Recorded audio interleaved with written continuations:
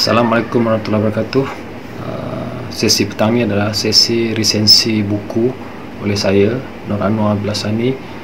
Kategori buku ni adalah dalam bahasa Melayu yang bertajuk Kenangan Pertabalan Raja Kita ke-34.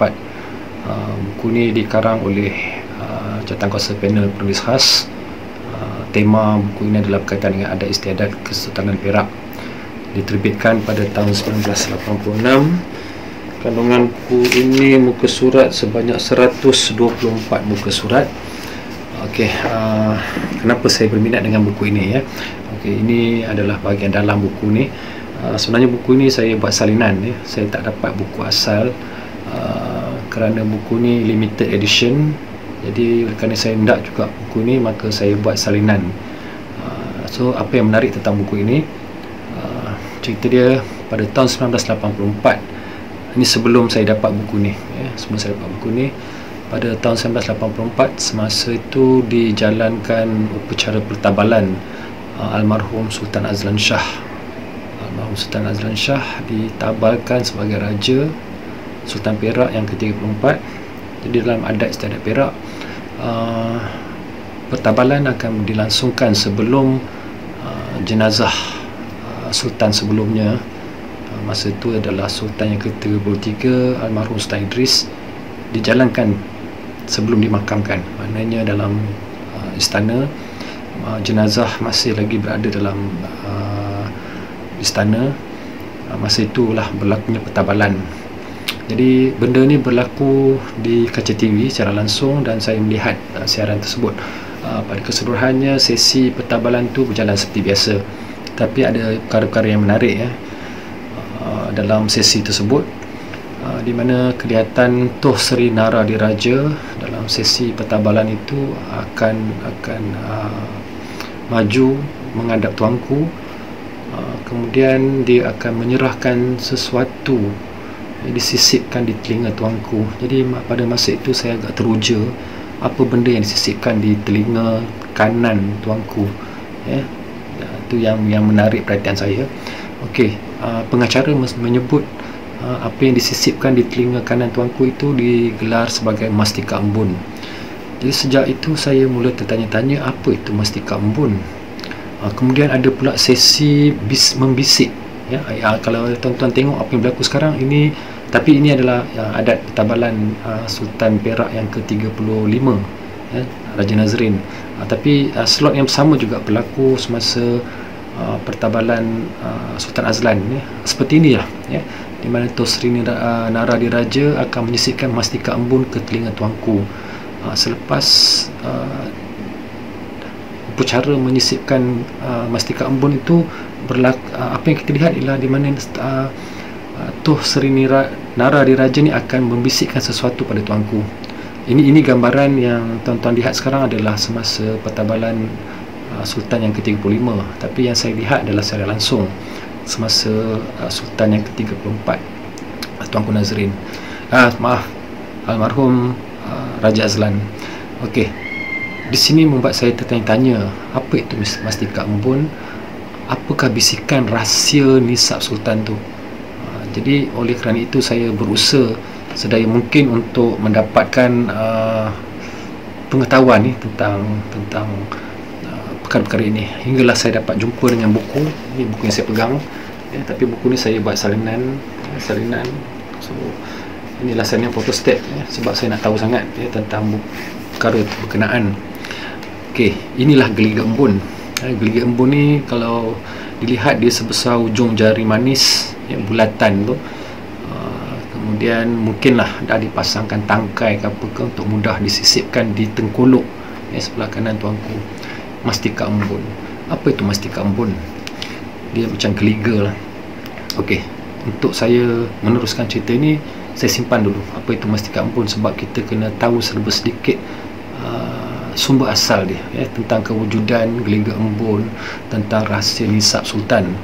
Okey, asalnya nama Perak ni ialah Gangga Negara ya, nama asal Perak. Okey, Gangga Negara. Dan kalau kita kaitkan dengan cerita lama, iaitu keruntuhan Empayar Melaka, apabila Empayar Melaka runtuh pada tahun 1511, Portugis menjajah Melaka, mana pembesar-pembesar Melaka semua terpaksa melarikan diri meratalah. Ada yang lari ke Johor, ada yang lari ke Perak, ke Pahang, dan ada juga yang lari ke Sumatera, Sumatera. So pembesar-pembesar inilah yang berlegar di pelusuk tanah Melayu, termasuklah di Perak. Antara pembesar-pembesar yang ada di Perak ialah Tun Saban, Tuh Masuka dan Nakhoda Kasim. So mereka ni berada di Perak dan mereka lah yang mentadbir Gangga Negara, sebelum wujudnya nama Perak. Jadi apabila pembesar-pembesar ni berada di Perak, macam-macam lah mereka fikirkan, antaranya ialah untuk melantik seorang raja memerintah Perak. Ada cerita di mana mereka cuba nak tarik Tun Perak, bendahara Melaka masa tu, untuk tarik ke Perak. Macam-macam usaha lah, tapi akhirnya untuk menyelamatkan zuriat Raja Bukit Seguntang, di mana mereka perlu wujudkan Sultan Perak, mereka usaha untuk dapatkan waris-waris ataupun zuriat yang sama bagi memerintah kerajaan negeri Perak. Jadi apa yang berlaku, ketika pembesar ni telah menghadap Sultan Mahmud di Kampar, Sumatera. Mungkin tuan-tuan ingat siapa tu Sultan Mahmud. Sultan Mahmud adalah Sultan Melaka yang terakhir sebelum Empire Melaka runtuh di tangan Portugis. Sultan Mahmud lari ke Kampar di Sumatera. Mereka juga mempelawa Sultan Mahmud untuk memerintah Perak, tapi Sultan Mahmud enggan dan beliau telah menitahkan anak anda baginda, iaitu Sultan Muzaffar Shah, untuk menjadi pembesar memerintah Perak. Jadi Sultan Muzaffar Shah berlayarlah dengan bahteranya, dengan membawa beberapa alat kebesaran yang agak popular kita dengar nama-namanya, seperti pedang Cora Simanjakini, keris Tamin Sari dan lain-lain lah. Banyak-banyak alat kebesaran yang tak sempat saya nak ceritakan kat sini semua.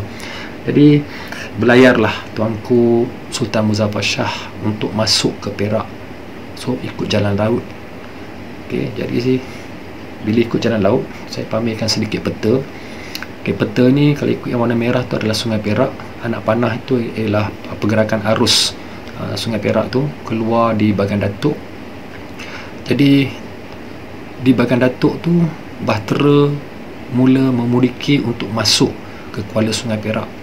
Jadi bila kata bahtera boleh masuk Sungai Perak, bermakna Sungai Perak ni agak besar, luas, lebar. Jadi apabila sampai di kuala Sungai Perak tu, tempat tu bahtera baginda sangkut, sangkut pada beting, beting pasir, terkandas kat situ, sehinggalah bahtera tuanku tak boleh bergerak. Ribut petir, kilat sabung menyabung, hujan lebat. Jadi tuanku Muzaffar terpaksa menitahkan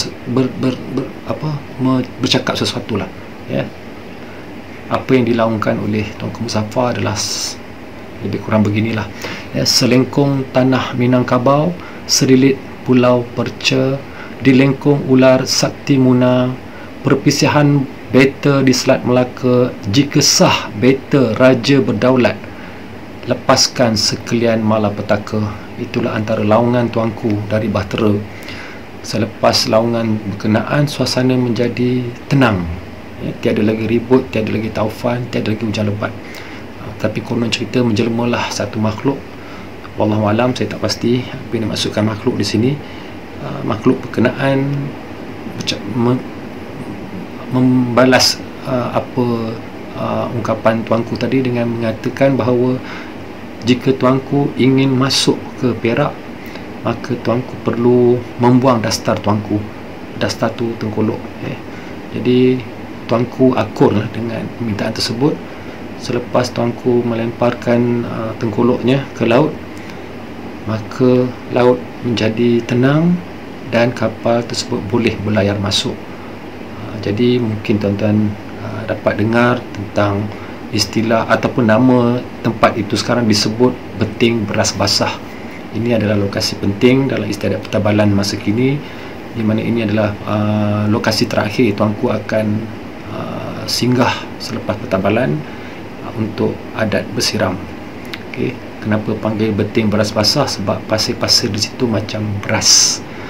Jadi seterusnya bahtera Tuanku masuklah ke dalam Sungai Perak, menghiliri Sungai Perak, ikut menghulu Sungai Perak, dan sampai di satu tempat ikut anak panah ni. Tempat ni kalau ikut dalam peta di Bota, di Bota.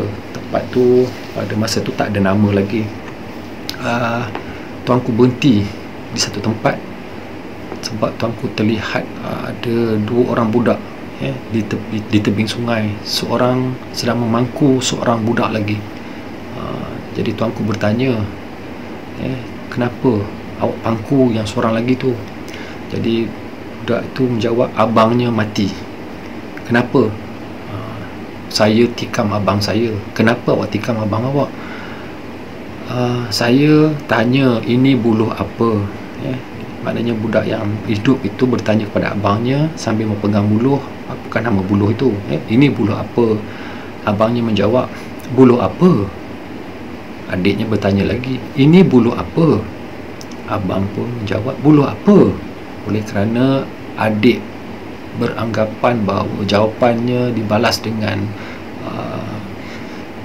gaya seloroh ataupun dipersendakan, makanya adik menikam abangnya dengan buluh berkenaan.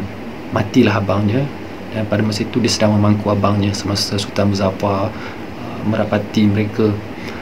Jadi Sultan Muzaffar pun melihat buluh itu, nama buluh itu ialah buluh apa. Oleh kerana sedar tentang kesilapan berkenaan membunuh abangnya, maknanya akhirnya adiknya mencabut keris dan menikam dirinya sendiri. Lantaran itu Tuanku berhasrat untuk mendirikan kerajaan di situ, atas keunikan tempat itu, dan dinamakan tempat itu sebagai Tanah Abang. Sekarang bukan lagi Tanah Abang, sekarang disebut sebagai Teluk Bakung. Jadi di situ bermulalah pemerintahan Kesultanan Perak, di mana kerajaan negeri Perak bermula di Tanah Abang ataupun Teluk Bakung. Apa yang berlaku ialah bila kerajaan didirikan di situ, maka berlangsunglah upacara pertabalan. Pertabalan Tuanku Sultan Perak yang pertama, iaitu Sultan Muzaffar Shah. Okey. Apa yang berlaku, senario yang berlaku di Tanah Abang ataupun Teluk Bakung ialah semasa pertabalan, baginda telah didatangi oleh Tok Temung. Tok Temung. Tok Temung ni adalah perempuan, wanita. Kalau tak silap saya, dia ni adik pada Tun Saban. Dia ni juga yang menjaga terutamanya kawasan Pengkalan Hulu sebelah sana. Difahamkan Tok Temung ni datang ke Teluk Bakung bersama rombongan 40 ekor gajah.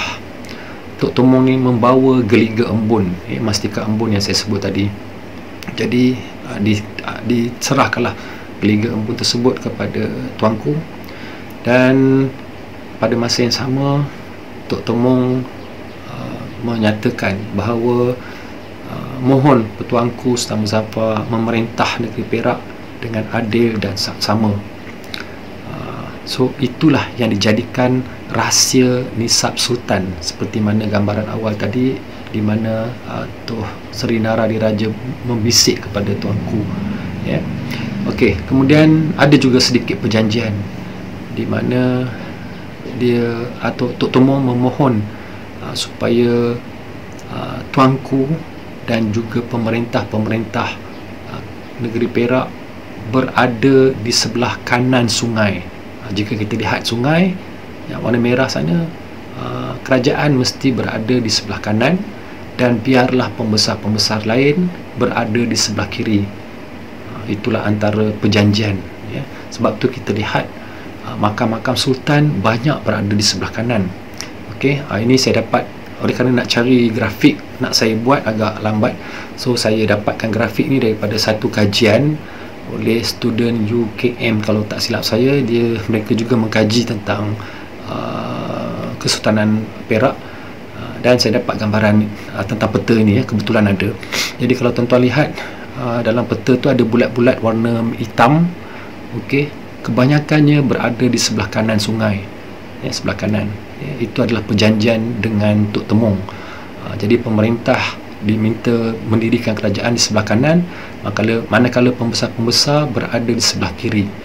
Tetapi jika tuan-tuan lihat apa yang berlaku menjelang pemerintahan Sultan Perak yang ke-26, Sultan Abdullah, Sultan Abdullah, apa yang berlaku?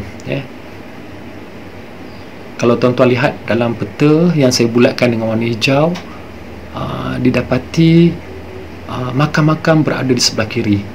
Yang dalam bulatan itu ialah di Kuala Kangsar, Bukit Candan, Kuala Kangsar. Kalau dulu janjinya ialah sebelah kanan, raja-raja, makam-makam semua sebelah kanan lah, selepas baginda mangkat semua akan dikebumikan atau dimakamkan di tempat yang sama. Tetapi sekarang beralih ke Kuala Kangsar sehinggalah sekarang, makam-makam banyak berada di Masjid Ubudiah. Masjid Ubudiah. Kenapa ini berlaku? Saya rasa saya tinggalkan persoalan ini,